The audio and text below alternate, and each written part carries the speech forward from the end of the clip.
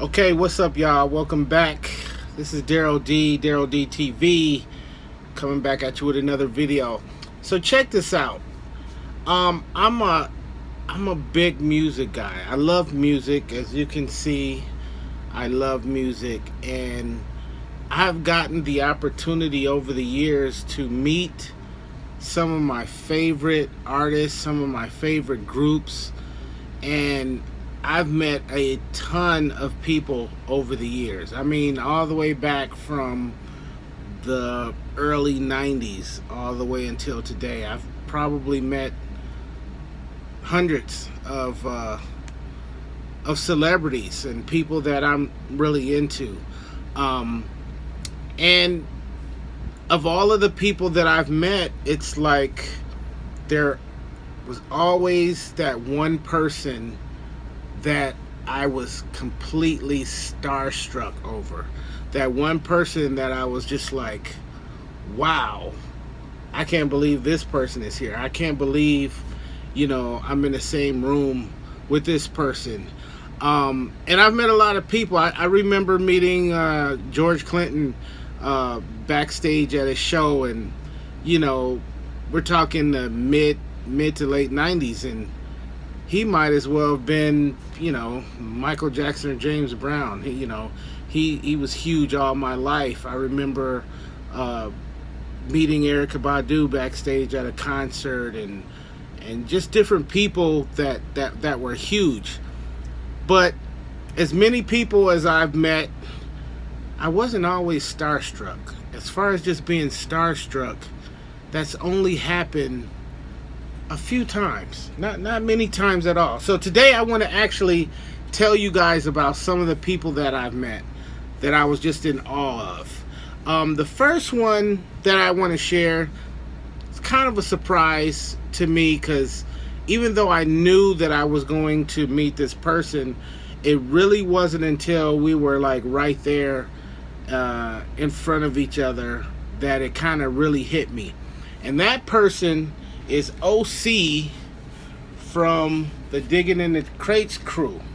Now, OC is a rapper from New York, and he's a part of that whole Digging in the Crates crew. Now, let me tell you something. I've met all of those guys, minus Fat Joe, and I've never been starstruck. I've always been happy and very appreciative and, just fanned out. But when I met OC, I was just like, wow. He was the first one in the Digging in the Crates crew that I ever met. It was at a concert here in Phoenix, and I was either hosting that show or I was DJing that show. I don't recall exactly. But he was, OC was on tour with, if I'm not mistaken, Rakim and Kid Capri. And so this was during sound check. So, we were in there, and we were both kind of sitting on the stage, and he was like waiting for the sound guy. And I was just like, wow, man, this is a pleasure. Like, wow, I can't even believe I'm talking to you. And OC was mad cool, man. As you can see, he signed my record for me. He signed it to my man, Daryl. Thanks for supporting me, brother. OCDITC, as you can see right there. And we just kind of chopped it up for a little while, and OC was mad cool. It's always nice when you meet people that you really admire and they're just like mad cool. I remember meeting like famous athletes and basketball players and football players, and sometimes they can be sometimes you meet people in music and it's just kind of but it's always nice when they're actually appreciative of who you are and the fact that you're a fan. And then when you show up with vinyl, they know you're a pretty big fan after that. This next one I want to show is a bit of a surprise. Now, I will say I wasn't as starstruck with this next one as I was just surprised that I was actually, meeting them. But let's go. The next one is from Philly, DJ Tat Money, who's known for being Steady B's DJ. Okay, so here's Steady B and Tat Money. I wish I had a better picture of them. Hold on a second. Let me get a better picture of them. Okay, here we are right here. Here's a better picture. This is the Steady B Let the Hustlers Play album, and of course you got Steady B, and then you got Tat Money way in the back right there. Now, needless to say, I am a huge Steady B fan, and if you are familiar with Steady B at all, you know that on all of his albums he had the DJ cutting it up. On the first album, he had Grand Dragon KD, whom I've met before, a real cool brother. And then I think from the second, third, maybe fourth album, I believe, was DJ Tat Money, right here. So, if you've seen all those old videos of Steady B, especially the songs from this album, you see Tat Money cutting it up. You know, back in the and when I was in high school back in the late 80s, we always said that the best DJs came from Philly. The best MCs came from New York, but the best DJs came from Philly. And Tat Money was right up there. You're like in the top 2 or 3 when mentioned. You know what I'm saying? So I met Tat in 2007, the first time that I went to the Crotona Park Jams in the park in New York City. I hadn't planned on going to that event until that day, like literally a few hours before actually going there. Now, to those that don't know, the Crotona Park Jam are these park jams that they have in the Bronx every Thursday in July. They've been doing it from 2004, I believe, all the way up until now. From 2007 until present day, I've been to New York every summer to catch at least one of those shows. They're known for their old school DJs and at times old school performances. So you name it, and I've seen them there performing. You have Grandmaster Caz from the Cold Crush Brothers, who hosts, and then you just have people. You never know who's gonna be there. You have the people that are that have been booked to actually be there and perform, the DJ, but then you never know who you're gonna see in the park. So that day, I knew that, I found out that day that Busy Bee was gonna be there, that Charlie Chase was gonna be there, that Tony Tone from Cold Crush was gonna be there. I knew that Rock Raider, rest in peace, was gonna be there, and then just a few others. So I was super excited, to say the least. So me and my boy Rob, we get up there, we hook up with we go to the Bronx, and we hook up with my girl Low Rock, and then we all bounce over to Crotona Park. And just the people that was there, it was like absolutely mind-blowing for me. So in addition to the people that I named, there was also Steve D from the X-Men. There was Jazzy J who DJ'd that day. There was Imperial JC came to the park. Grandmaster Flash came into the park. Raheem from the Furious 5 was in the park. DJ Kool Herc was in the park. Cash Money came through the park. Cash, you owe me a mix CD. Anyway, it was just, I couldn't believe it was one person after another, after another, after another, and I was like completely speechless.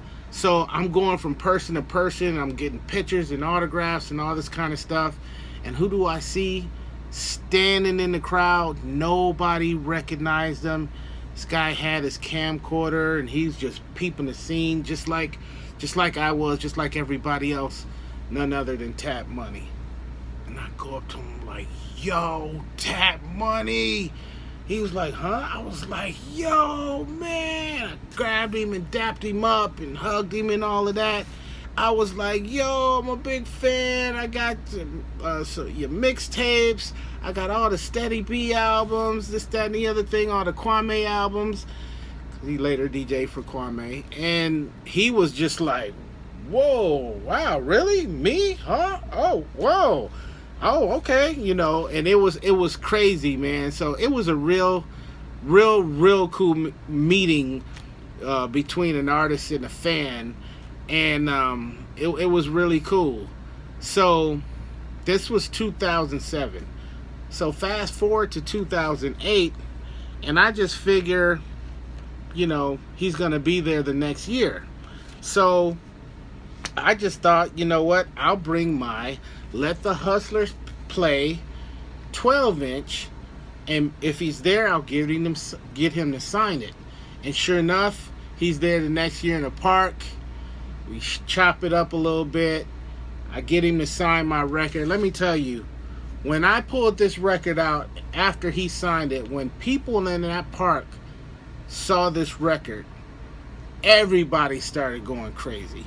Everybody was just bugged out. Everybody wanted a picture of him holding this record. Even Joe Conzo came over there and started taking flicks.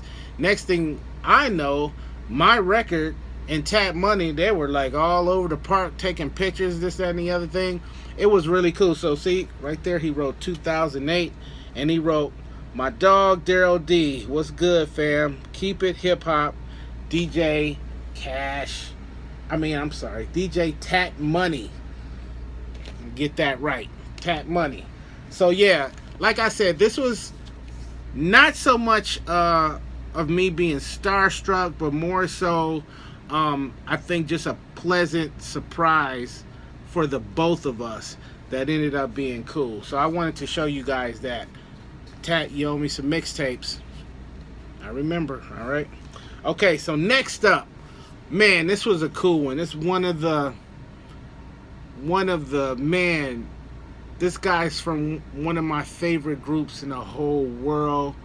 None other than Kool Rock Ski from the Fat Boys. Now, Kool Rock, starting in 2021, started doing these hip hop and R&B barbecue shows at this park. Forgive me, I don't remember the name of the park, in Brooklyn, in his old neighborhood. And he would have different people come out.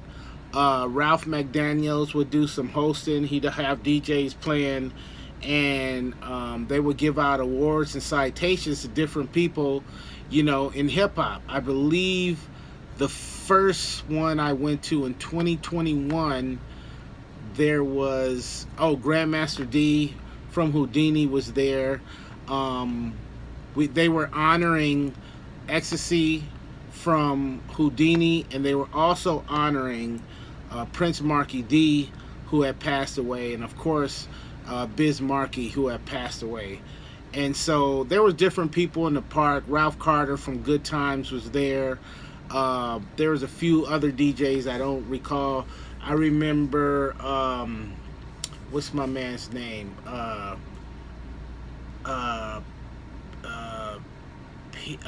Peso from the Fearless Four was in the park. That was pretty cool. Jazzy J was on deck with the sound.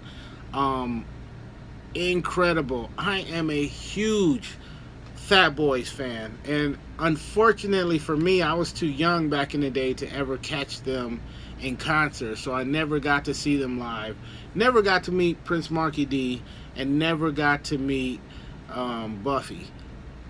But I got to meet Kool Rock. I wish I could have chopped it up with him more, but he was kind of being pulled in every direction. And he, Kool Rock was mad cool and everything, and he signed my record, and I got a couple pics.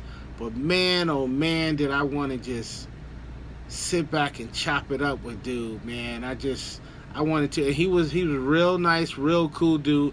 I just wish I could have spent a little bit more time, but I was definitely satisfied with what I got. And I want to show you one of the things he signed for me 2021 was my Crush Groove album. This particular album was the second album I ever bought in my life, and this was back in '86. I think I bought this record. I believe that's the year that it came out. Anyway, there's Kool Rock right there, and there's also Curtis Blow on there for when I got to meet him. But yeah, Kool Rock signed my record. This was 2021.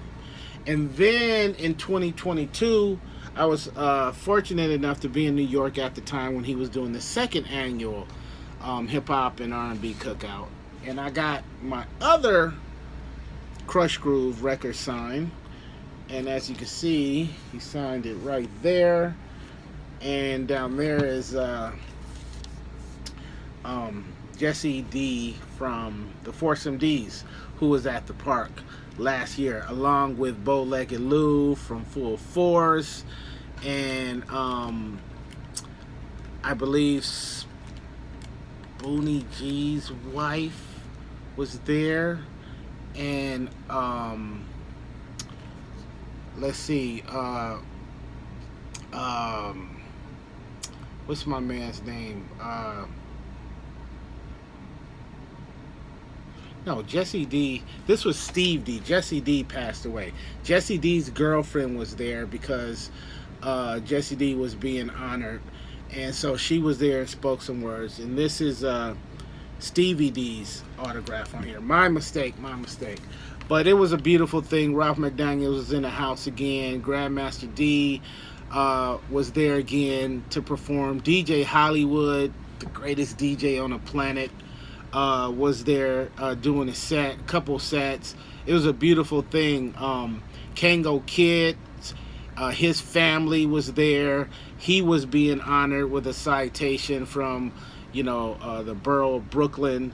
It was a beautiful thing. So, unfortunately, I didn't get to make it this year, 2023. I'm not even sure if it went down, but I was in New York for just under a week, and it wasn't happening during the time that I was there. Hopefully it still went down. But anyway, I just want to thank my brother Kool Rock Ski for being so cool to one of his biggest fans. And that's what's up. Okay, next one. We're going to talk about the Crotona Park Jams in the Bronx again, because the next person I want to talk to is one of my favorite DJs from one of my favorite groups in the whole world, and that is Mixmaster Ice from UTFO. Now, that first UTFO self-titled album, that was the first record I ever bought. And if you are familiar with UTFO, if you were around back then you know that they was running things. Especially that first album, they just set it off with that. Leader of the Pack is like my favorite UTFO record. But Mixmaster Ice was booked to DJ at one of the Crotona Park Jams. And man, when I tell you I was excited because I knew I was going to meet him, I was like, whoa. Never, unfortunately, got to meet Educated Rapper, rest in peace, and never got to actually physically meet Kango Kid, although we did have a short conversation on the phone. That's a whole nother story. But wow, I went to the park, and I remember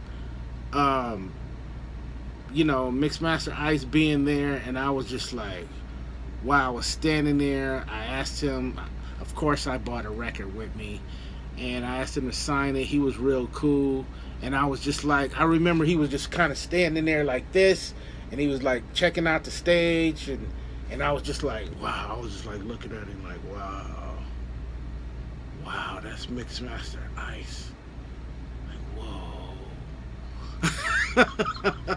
It was crazy. I got to meet him, I think, twice over the years, and both of them were at Crotona Park. Anyway, let me show you my I Wanna Rock record that my man Mixmaster Ice signed for me. And this was one of the records where he really got busy on right here. Look, the whole crew is there. The whole crew. Man. So I was saying, man, I got all your records, man. I got all them UTF-4 records. And he was like, do you have what did he call the Lethal album? He's like, you got that one? I was like, yeah, I got that one too. He was like, oh, okay, cool, because if you didn't have that one, I was gonna hook you up. I was like, you know, I got that. I got all your joints. He was like, oh, that's cool, that's cool, that's cool. So yeah, man, big ups to Mixmaster Ice from UTFO. Incredible guy. I hope I run into that cool dude again. Okay, so I got one more for you for this edition. This goes back to 2007. It was an incredible day. Me and my homeboy Rob, like I said, we had found out that the Park Jam was going down. We hustled over to the Bronx to catch every bit of that. And then we heard my girl Low Rock, I think it was her, she found out that DMC from Run DMC was going to be at some venue or event. Something was going down somewhere in Manhattan. So of course, anybody who knows me well knows that I'm the biggest Run DMC fan on the planet. So I was like, yeah, we gotta go down there. Let's go. So after the Park Jam, we hustled down there, and we get to this place, and they won't let us in. You can't go in because you're wearing sneakers. What are you talking about? You can't wear sneakers. You can't go in. It's DMC from Run DMC. That's all they do is wear sneakers. Adidas, in fact. We're not letting you in. I was pissed. So we're kind of just standing around, and I'm kind of fuming, very disappointed. And then Rob goes, oh, Daryl, ain't that DMC standing over there? And I'm like, where? And he goes, right there. Right there. I look over, and sure enough, maybe 30, 40 feet away, there's DMC. Standing outside on the sidewalk, there was a couple people around, and I was like, yo, I went straight over there. Yo! Man, my favorite group in the whole world.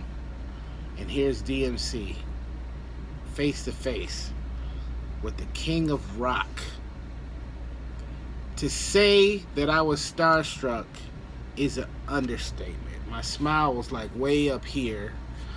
Of course, I had him sign my sneaker, because that's what I do. I was wearing it at the time. I took it off. He was mad cool.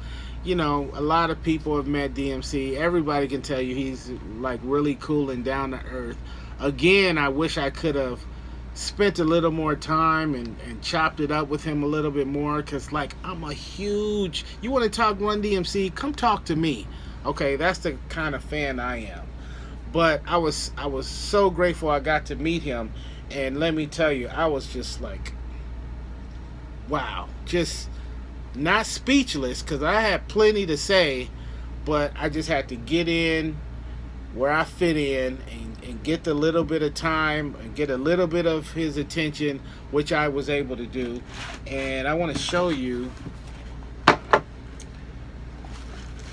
my sneaker that he autographed for me. Now, I kind of collect autographs on sneakers and whatnot, and so this is just one of many. But if you look real close right there, it says DMC, my Adidas, RIP, JMJ.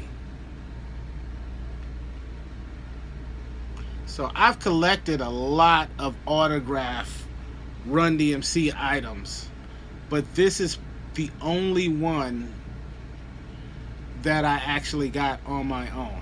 And I have letters of certificates of authenticity from the other stuff, but this one, that one, I can say that I definitely got on my own,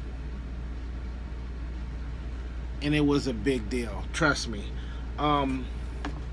Never got to meet Jay, unfortunately, and I've yet to meet Run. I hope that happens one day, because I would love to chop it up with Run Love as well. You understand what I'm saying? So there you have it.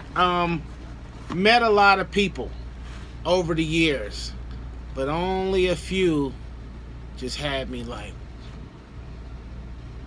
wow, I can't believe it. I can't believe it. And these 5 people, well, at least 4 of the 5 people, are those people. So big ups to everybody that we mentioned, that we talked about tonight. And I'm going to come back at you with another one of these videos where I've met people who absolutely had me starstruck. So until next time, you guys stay safe. Thanks for watching. Peace and love.